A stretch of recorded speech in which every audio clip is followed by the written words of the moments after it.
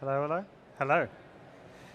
Welcome, ladies, gentlemen, human beings of all shapes and sizes. My name is Harry Glossop. I am a partner at Knight Frank, a state agency, so very, very relevant to everyone in the room, I'm sure. We all buy and sell houses. We all live somewhere, right? Around the room today, you will have heard from a whole range of different technology suppliers, of potential business partners, of agencies, all of whom are going to, in some way or another, want you to utilize your organization's data and are going to rely on data and integration in order to add value to your organizations.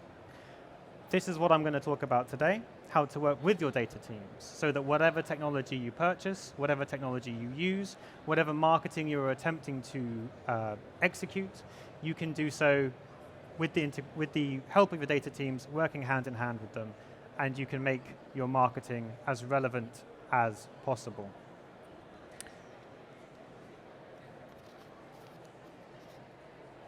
This is going to rely on data working together with your marketing and technology. A lot of the times, these are different teams within organizations. So I'm going to talk about a way of integrating these three teams by focusing not on what you are doing, focusing not on what teams you serve, but instead focusing on your mission, on why you are doing your day-to-day work.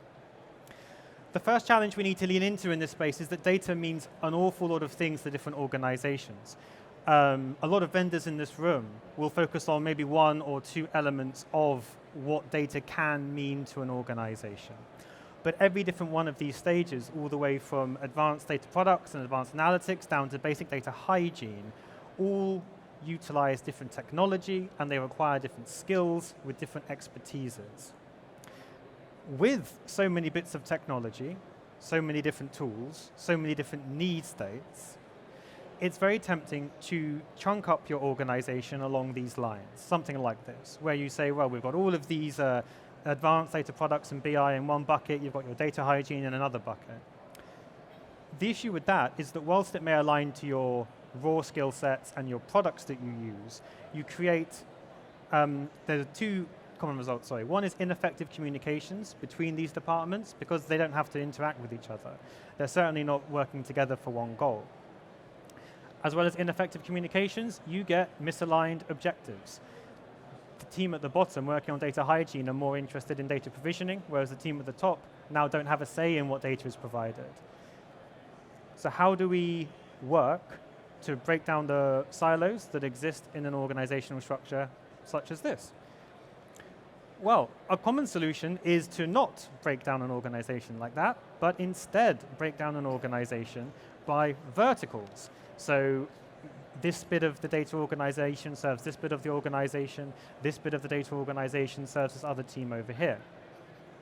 So this gets rid of the silos that you had between different bits of your data organization, but it now creates different vertical silos where bits of your data organization are now using data with different definitions, they're using data to different standards, and they're also pursuing different goals for different areas of the organization.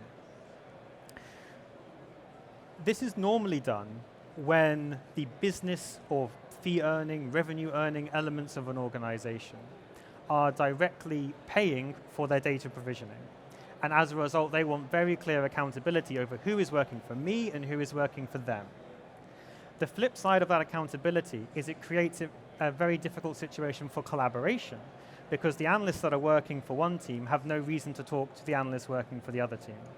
And even if they are talking and collaborating, the end goals of those teams are then very different, and the business units will have different goals as well. So, how to try to tackle both of these problems, how to get around these silos of communication and objectives.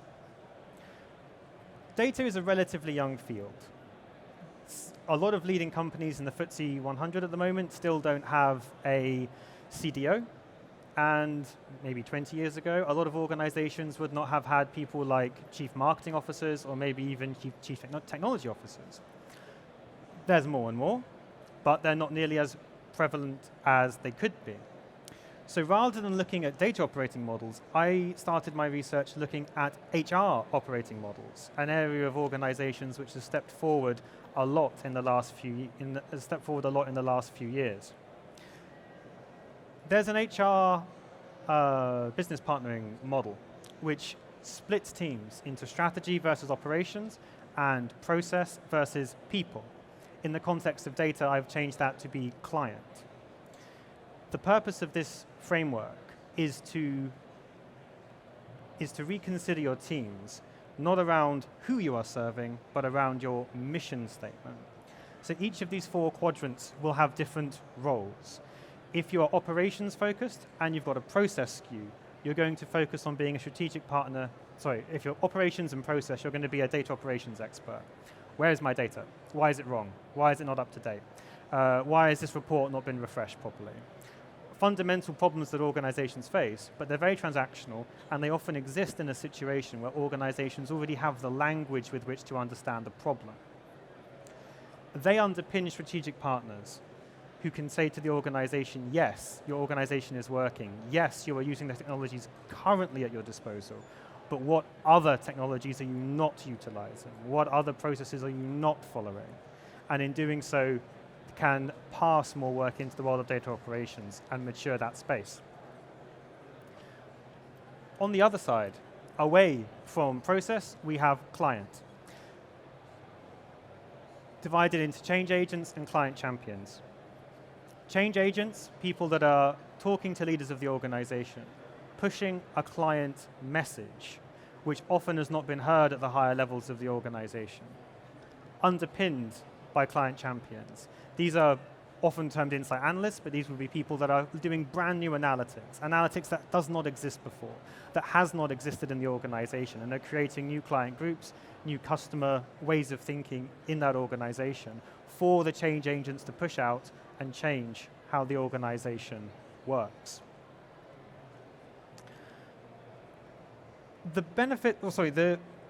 One of the key things about structuring your team in this way is that rather than focusing on tools or on systems, by focusing on missions, each one of these groups needs some skills from all of the different areas.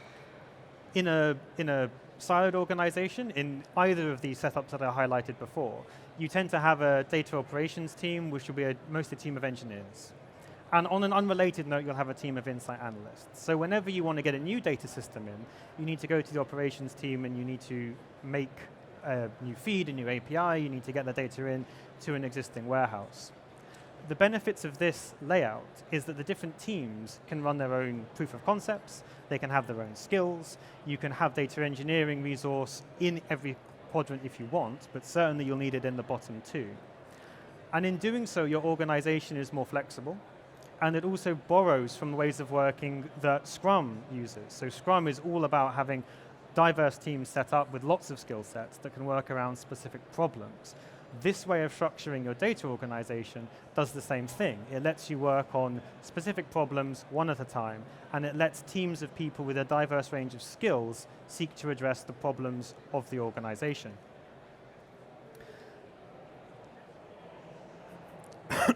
Sorry.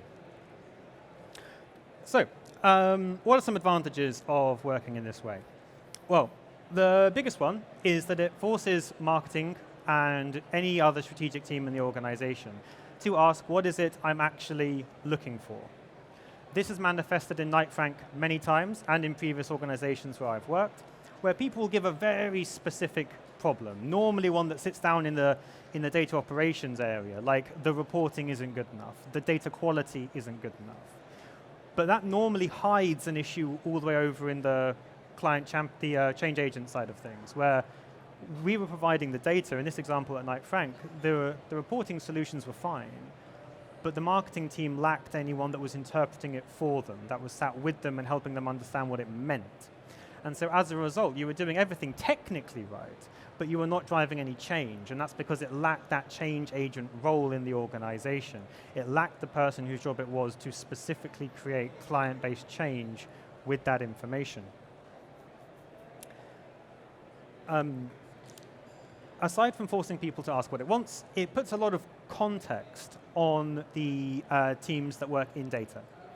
A lot of the time in data organizations, especially in larger organizations, you will have analysts that are the first point of call for people throughout the organization. So, oh no, I've got a problem, I need to go to Harry in the data team. I need to go to whoever it is over there, and they'll do everything that I need because they're my contact. The problem with that is you're asking one person to be everything from the data operations side of things through to an innovative exploratory analytics, also through to a change partner, and also what systems do we need. So you're asking one human being to do an awful lot, and you're asking those human beings to do that in different areas of the organization.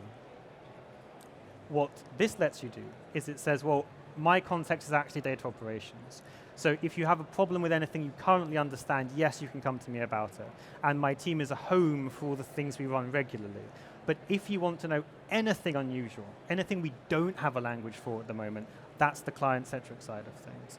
And that creates a clear divide between this is what we run regularly, this is how we generate value now, and this is how we can generate value tomorrow.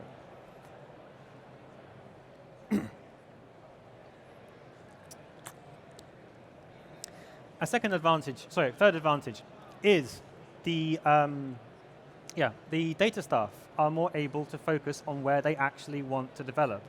A lot of the time as an insight analyst, as a data professional, you will be pushed by the organization into one of the 4 roles. Not based on where you want to go, but based on what the organization happens to need at the time.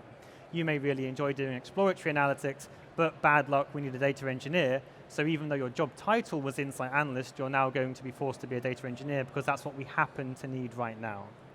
By structuring the organization in this way, you give the team something to push back on that actually says, no, that's not my role.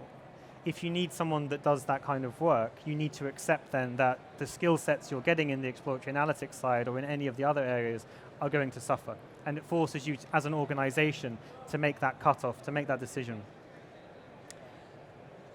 And in doing so, it means that the members of your team, the people who you're supporting, are more able to pursue the career that they want because it's clearer what their roles are, and it gives them something to push back on.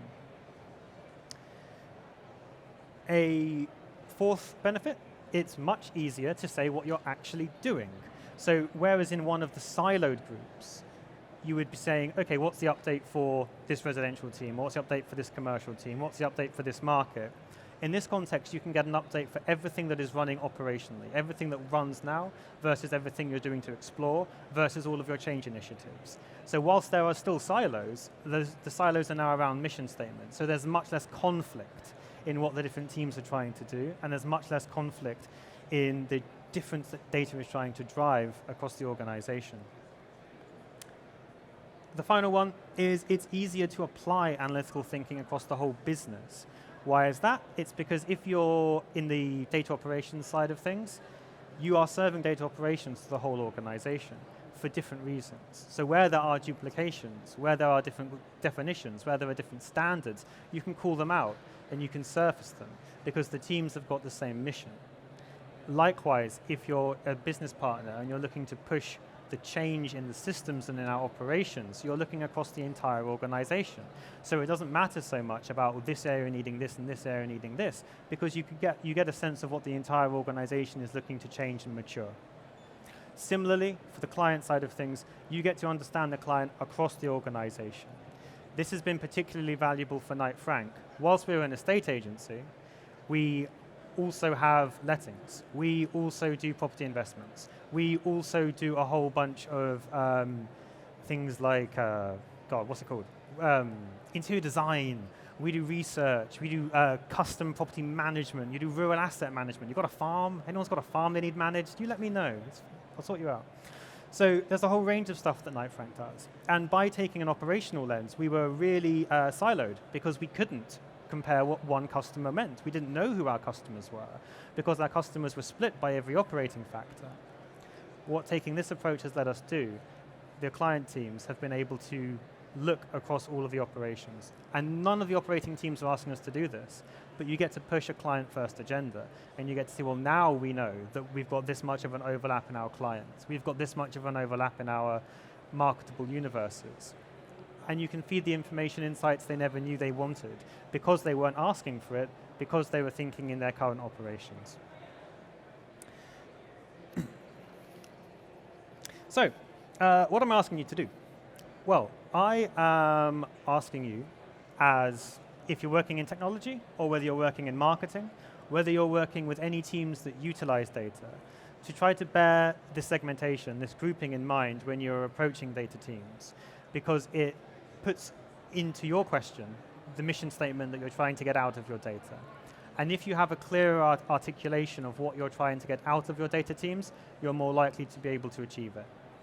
If you work in data, then I ask you to bear these ideas in mind when you structure your team, so that you can ask yourself, well, actually, yeah, what are we trying to do? Are we trying to improve our operations? Are we trying to push brand new ideas for clients?